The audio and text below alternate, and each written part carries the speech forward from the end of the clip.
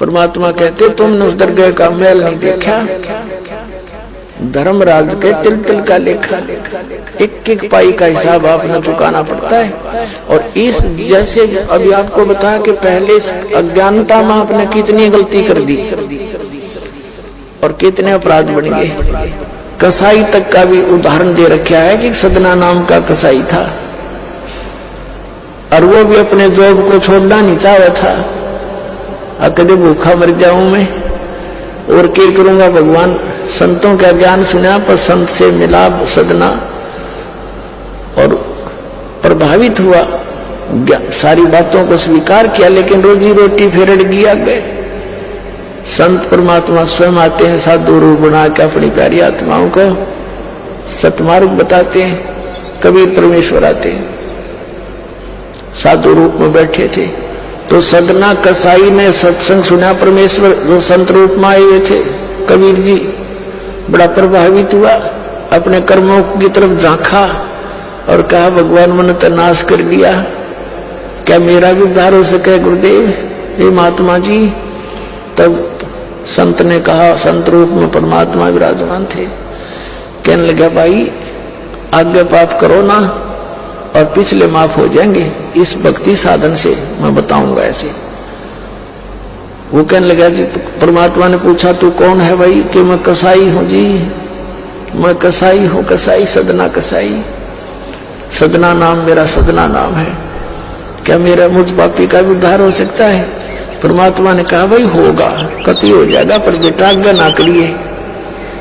कहने लगा जी क्यों कर बात बनेगी, और तो कोई साधन नहीं रोजी रोटी का। परमात्मा संत जी ने कहा, परमात्मा संत रूप में बैठे थे, बेटा पेट में भगवान ने पाला तुम, जब कौन रोटी लेकर जाया करता तेरी, कौन पहुंचाता था, और माँ के गर्भ से बाहर आते ही माँ के सतन में दूध दे दिया, उससे पहले दूध नहीं था, तो क्या अब वो तेरी संभाल नहीं करेगा। लेकिन ये तो एक हमने औपचारिकता सी बातें लगती हैं, क्योंकि हम दूसरे रंग में रंगे हुए। कहने लगा जी मेरा तो काम ना चले, बालक भूखे मर जाएंगे, मेरा तो कोई काम नहीं, मैं तो नौकर हूं एक कसाई का और मन्नत तो ये काम करना पड़ेगा। तो परमात्मा ने सोची भाई ये तो सारे बांध रखे काल में। कहा, परमात्मा ने कहा बेटा इसने छोड़ दे तू। तो सदना कसाई कहने लगा महाराज जी कुकर छोड़ू भूखे मर जाएंगे, बालक नाम लेना चाहे उठे नहीं, मेरा उद्धार कर दे गुरुदेव, उद्धार कर दे, मैं तो कति नरक में गया। परमात्मा बोले भाई नो दोनों बात क्यों करोगी मेरे। फिर परमेश्वर ने सोचा चल भाई चाक सूती है इसकी तो बहुत जबरदस्त इच्छा भगवान में। तो मालिक ने कहा ठीक है बेटा तू नो करिए, एक अपना लिमिट बना ले कि इससे ज्यादा नहीं बकरे काटेगा, जितनी तू ज्यादा से ज्यादा बना ले, पर रही है वचन पे। अब सदना बोला जी ठीक है। उसने सोचा रोज के 5-4 काटने पड़े हैं, हम बेईमान से कहने लगा अब जी 100 तो ज्यादा नहीं काटूंगा डेली। परमात्मा बोले अच्छा भाई जाता ठीक है बेटा, दे रही है वचन पे, अकजी पक्का हूं मैं वचन का, चला लो। अब क्या हुआ कि उस शहर में राजा की लड़की का ब्याह हो गया, बारात आ गई और उसमें बकरे दारू चल रहे, मुसलमान बादशाह था, मतलब मांस तो आम खाते हैं, दारू शराब तो नहीं होगी खैर।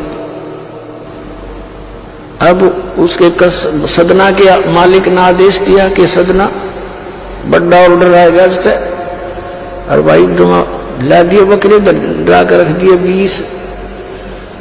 अब 20 काट दिए सदना ने, फिर डिमांड आएगी 20 की, और कहने का भाव ये है कि 100 के 100 बकरे कट गए। और सदना ने सोचा ये भगवान कति पूरी बात बनी, हे भगवान आपने प्रण भी आपने रखा, मेरी तो प्रतिज्ञा भी आपने रखी, मांझ दो के हथियार दर दिए, अकरेगी जुता जुता कति नाश हो गया था। इतने में परमात्मा ने क्या किया, एक बहुत बड़े व्यापारी का रूप बना के पहुंच गया सदना के मालिक के पास और कहा भाई मैंने ऐसे ऐसे कांटेक्ट करना, एग्रीमेंट करना तेरे से, रोज के 20, 30, 50 बकरे चाहिए और मैं ऐसे आगे सप्लाई किया करता हूं। तो बड़ा खुश हो गया वो सदना का मालिक कसाई, कहने लगा भाई ठीक है। और वो बोला जी बाकी एग्रीमेंट कराएंगे, सवेरे तो मैं थक रहा हूं, भूख लग रही है कि मैं खाना खिलाओ और बढ़िया बढ़िया स्वस्थ बकरे का मांस बनवाना। अब कसाई ने आदर किया नौकर के, सदना इधर आ।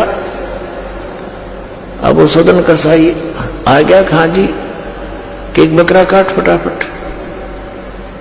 और बड़ा व्यापारी आया है, बड़ा एग्रीमेंट हो गया है, वो होगा बड़ी बढ़िया अच्छा। और भोजन तैयार करा, भेज रसोई में। अब सदना के तात पैर फूल गए, आखिर वाह बात बिगड़ गई भाई, तो ना बड़ी बात, आज तो प्रतिज्ञा भंग होगी। अब उसने सोचा कि जब बकरा ना काटूंगा तो यू मालिक नौकरी तो निकालेगा, और जब बकरा काट दिया तो वचन भंग हो गया, मेरी तो बात बिगड़ गई दोनों तरफ से। तो उसने सोचा एक आदमी का भोजन बनेगा। तो उसने क्या सोचा कि बकरे के नले नले काट दूं अंडकोश, अब मेरा पर्ण भी रह जाएगा और भोजन भी बन जाएगा एक आदमी का।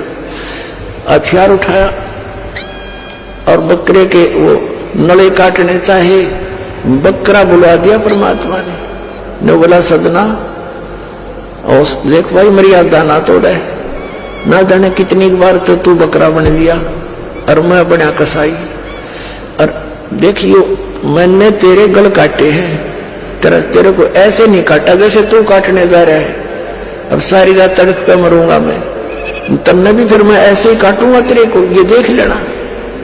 अब बकरा किस सदना किसके बकरे काट रहा था, हाथ में कर छूट गई, कप्पा खड़ा खड़ा बकरा बोले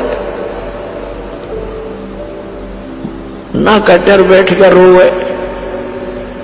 मालिक ने बाट देखी, रसोई में आवाज लगाई, रसोई से संदेशा गया जी अभी तक आया नहीं, मटेरियल पदार्थ नहीं आया, बनाऊं के ऊपर। खुद मालिक गया, सदना से कहा कि सदना क्या करा तूने, काटा नहीं बकरा। मैं नहीं काटू मालिक, मैं नहीं काटू। उसने सोचा तो दुश्मन है, ये प्रसन्न नहीं है मेरे इस एग्रीमेंट से, ये काहे का नौकर है।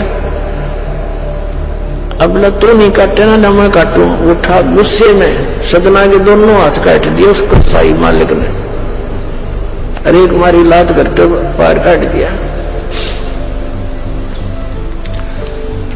अब जैसा भी ट्रीटमेंट वगैरह करा करूँ का, महीने 2 महीने रो पीट के उन्हें सोची क्या करूं भाई। उसने सोचा चल पड़ी यहां से। उस संत ने कहा था मैं वहां जगन्नाथ के मंदिर में रहता हूं, वहां आ जाना। उस जगन्नाथ के मंदिर की तरफ चल पड़ा। कोई परमात्मा ने जब इतना चमत्कार दिखाया है, बकरा बोलिया इसे बुंडे काम ना मैं तो कदे भी ना करो, मरो से जीवा से भूखे मरे।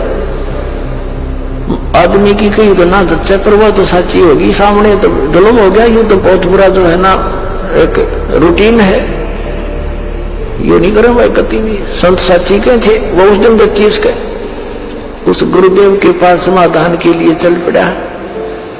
देख कहां तक बिजली गिरती है इस बुंडे कर्मों से, कैसे फिर जो मालिक परम संत की सन्मार्ग रक्षा कैसे होती है। अब वो चला जा रहा था।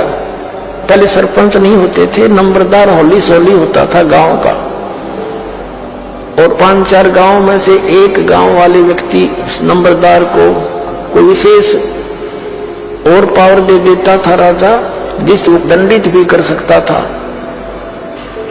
अन्य किसी उनको। एक नंबरदार के घर पे रास्ते में जा रहा था, नंबरदार के घर पे रुक गया और कहा जी मैं रात में रुकूंगा, मैंने आगे यात्रा पे जाना है, जगन्नाथ में जा रहा हूं। तो पहले धार्मिक वैसे तो आम व्यक्ति की बहुत इज्जत करता था, अतिथि की। नंबरदार ने सदना को रोक लिया, रुक जा भाई, भाई रोटी खाइए, अलग से व्यवस्था कर दी, खाना खुना खा ठाठ तरह। अब क्या हुआ कि उस नंबरदार की पत्नी जो थी वो बैड कैरेक्टर थी। उसने सदना के साथ दुर्व्यवहार करने की चेष्टा की। वह रोने लग गया, माई मैं तो वहां दुखी व्यक्ति हूँ, रात काटनी है, काटन दे तो काट दे, न मैं भी चला जाऊंगा। तो उसने फिर शोर मचा दिया। अपनी बेइज्जती समझ कर लोग इकट्ठे हो गए, अक्यों मेरी इज्जत का गाक बने था, पकड़ लिया और वहीं उस शहर के अंदर, साथ में शहर था, वहां ले गए। राजा था, वहां का नवाब था, उसके सामने उसको पेश किया गया। उसको सजा सुना दी कि इसको मीनार में चिन दो, भुगत कर मरे। इसको कितना नंबरदार ने इसको इज्जत से रखा, और इसने धोखा किया, उसी के साथ पत्नी के साथ दुर्व्यवहार करने की चेष्टा की। और उसकी पत्नी ने गवाही दे दी, जी मेरे ऐसे ऐसे सतन पकड़ दिए इसने। अब मीनार के अंदर खड़ा करके मीनार चढ़वा दिया, बंद कर दिया। अकाब मर जाएगा चिल्ला चिल्ला के, रो पीट के। तब सदना ने अर्ज करी, है गुरुदेव मैं तो पापी आत्मा था, मुझे तो इससे बदतर मौत मार दो, लेकिन मुझे ये भगत कहे थे कि मंदिर में जाओ ढेड, इसे इसके गुरु होंगे, और ऐसा करता था ऐसा करता था। दाता आपके नाम पे बट्टा लग गया, तो मैं तो नीच था, तो इससे भी बुरी मौत मार देते। दाता इस भक्ति की इज्जत रखियो मेरे मालिक। इतना ही कहा था, वो सारा मीनार फट गया और ईंटें उन सरपंच के सर में लगी। उसकी पत्नी के दोनों सतन कटकर वहीं गिर गए, खून चल पड़ा। और जिन्होंने ये संदेश सुनाया था, अन्याय का फैसला सुनाया था, उनके सर में ईंट लगी जा के। और देखा इतना आवाज हुई, आसपास सब भागे आए, देखना आए, और सदना के दोनों हाथ पूरे हो गए, कटे हुए नहीं रहे। बोलो सतगुरुदेव।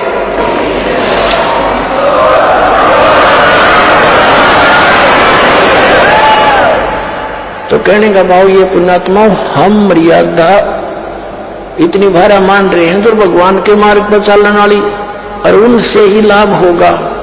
भाई जो गुरु वचन पर डट गे, कट गे फंद 84 के, कट गे फंद 84 के, कट गे फंद 84 के। भाई जो गुरु वचन पे डट गे, कट गे फंद 84 के। वस्तु मिली ठोड़ की ठोड़, मिट गई मन पापी की दौड़। वस्तु मिली ठोड़ की ठोड़, मिट गई मन पापी की दौड़।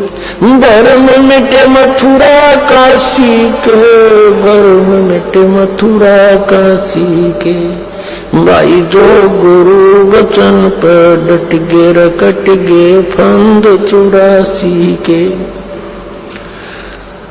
अब पुणात्माओं, सदना जैसे कसाई का उद्धार कर दिया उस परम पिता ने, तो आप कद कहना है कि है जिस मार्ग पर लग जाओ, तो वही मार्ग, वही परमात्मा और वही ज्ञान, वो समाधान आज इस दास को दे रखा है उस दाता ने।